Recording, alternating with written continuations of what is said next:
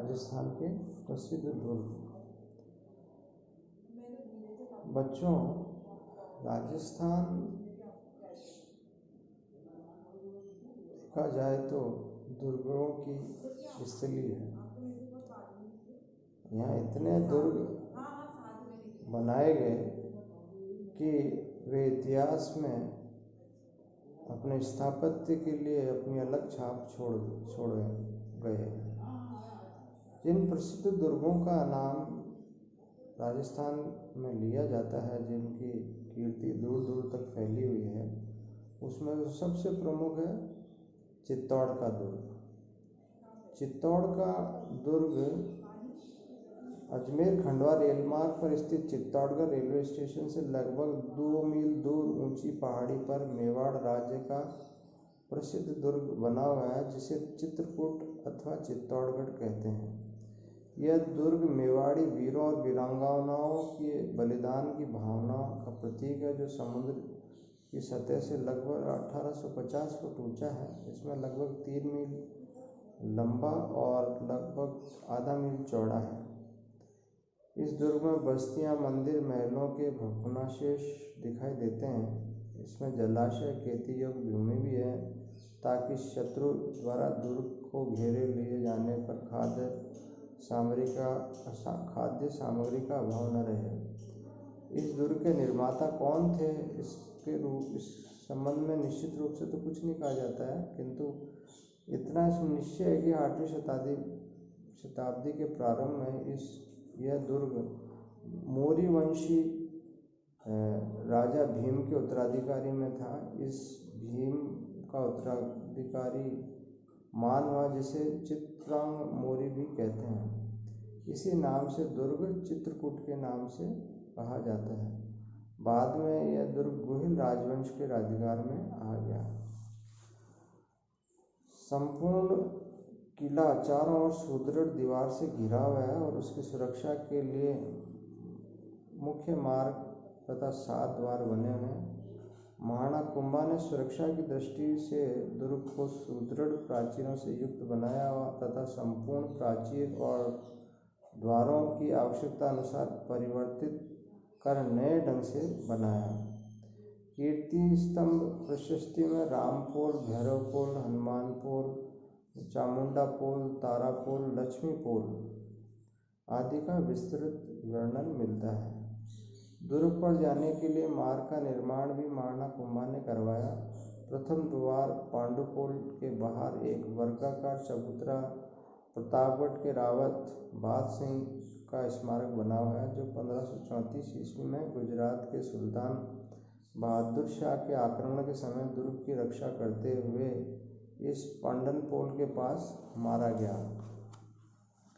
आगे बढ़ने पर भैरवपोल आती है, जहाँ कल्ला और वीर जयमल राठौड़ की छतरियाँ बनी हुई हैं। ये दोनों 1567 ईस्वी में अकबर के आक्रमण समय दुर्ग की रक्षा करते हुए वीर गति को प्राप्त हुए थे। इन छतरियों से आगे बढ़ने पर गणेश पोल, लक्ष्मी पोल और जार्डन पोल आते हैं। इन सभी पोलों को सुदृढ़ दीवारों से इस प्रकार जोड़ा गया है कि बिना इन्हें द्वारों को तोड़े दुर्ग में प्रवेश करना असंभव है। इस स्थल की ऊंचाई, सुदृढ़ दीवारों का घुमावदार और मार्ग का सकड़ापन दुर्ग की सुरक्षा के अच्छे संसाधन थे तथा मध्ययुगीन दुर्ग स्थापत्य की प्रमुख विशेषता कहे जा सकते हैं। इनसे आगे रामपोल से दुर्ग की समतल स्थिति आरंभ हो जाती है। रामपोल के एक तरफ पत्ता सिसोदिया का स्मारक दिखाई देता है, जो अकबर के आक्रमण के समय लड़ता हुआ यहीं मारा गया था। इसके थोड़ा आगे बढ़ने पर दायनी और तुलजा माता का मंदिर है। इससे आगे बनवीर द्वारा निर्मित नवलख भंडार, तोपखाने का दलान, महासानी और पुरोहितों की हवेलियाँ, भामाशाह की हवेली और श्रृंगार चौरी का मंदिर आता है। मंदिर के चारों ओर दक्षिण कला का सुंदर ढंग से प्रदर्शन किया गया है। श्रृंगार चौरी से आगे बढ़ने पर त्रिपोलिया नामक द्वार आता है, जिसका पास से में ही कुंभा के दक्षिणीय महल है। ये महल संभवतः प्राचीन थे, जिन्हें कुंभा ने नवीन रूप दिया। कुंभा के महलों में राजमहलों का चौक, वाण माता का मंदिर, के जनाना और मर्दाना महल, शिले खाना, राजकुमार के महल, सववन आदि बने हैं। त्रिपोलिया द्वार के आसपास 2 बुर्ज बने हैं। इसके बाद एक खुला मैदान आता है जहाँ हाथी खाना बना हुआ है। कुंभा के महलों में गवाश, खंबे, दलान की छतों को रोकने की विधि, राजमहल को जोड़ने वाले सकरे मार्ग, छोटे दलान आदि उस समय के स्थापत्य की प्रमुख विशेषता बताते हैं। कुंभा के महलों के आगे कुंभा शाम का मंदिर आता है जो 6ठी शताब्दी का है और इसमें महाराणा कुंभा ने जीर्णोद्धार कराया था।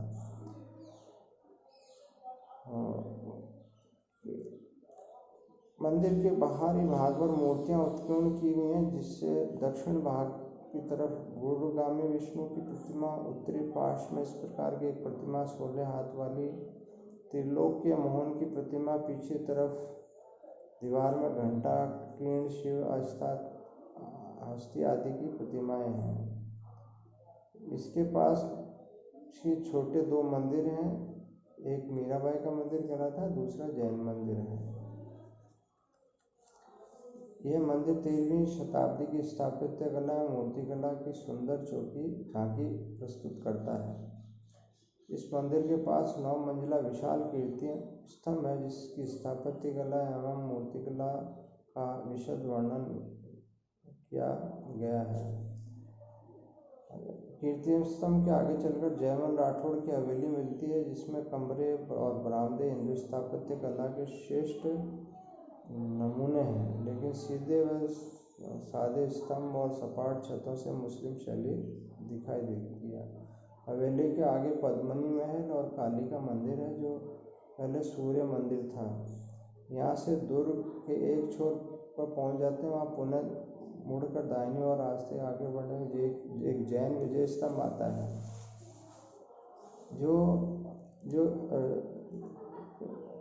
जो कृष्ण कला जैन तक्षण किला के अनुरूप दिखाई देती है। इसी मार्ग पर अद्भुत जी का मंदिर, लक्ष्मी जी का मंदिर, नीलकंठ का मंदिर, अन्नपूर्णा और लक्ष्मी का मंदिर, कुकड़ेश्वर का मंदिर और कुंड रतन सिंह के महल आदि दर्शनीय स्थल हैं।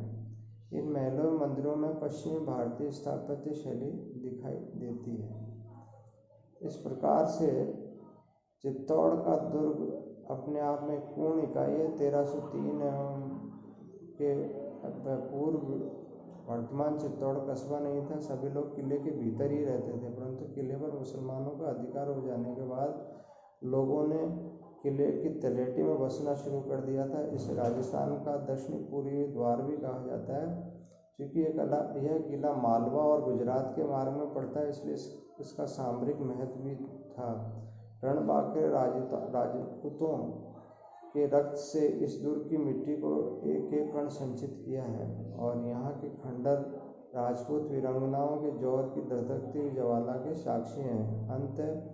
अतः चित्तौड़गढ़ दुर्ग की रेणुका भारतीय तीर्थ स्थलों की मिट्टी से अधिक पवित्र है।